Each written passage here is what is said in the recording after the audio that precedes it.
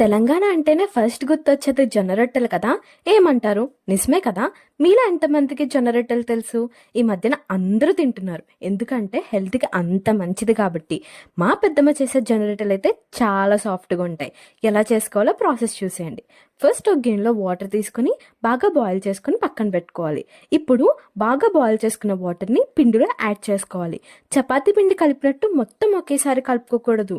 కొద్ది కొద్దిగా పిండి తీసుకొని వాటర్ పోసుకుంటూ మంచిగా కలుపుకోవాలి. మనం ఎంత మంచిగా కలిపితే అంత పర్ఫెక్ట్గా జొన్న రొట్టెలు వస్తాయి అండ్ అంత సాఫ్ట్గా కూడా వస్తాయి.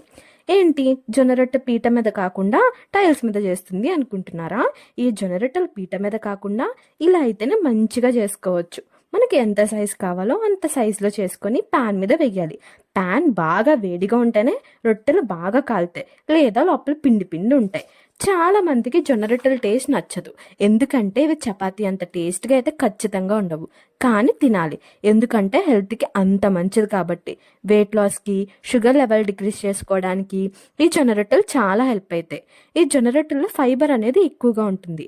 Iron, magnesium, calcium and vitamin B కూడా ఎక్కువగా ఉంటాయి. సో హెల్త్కి చాలా మంచిది. సో మీరు కూడా ఒకసారి జొన్న రొట్టెలను ట్రై చేసేయండి. ఈ వీడియో కనుక నచ్చినట్లయితే please like, share and subscribe.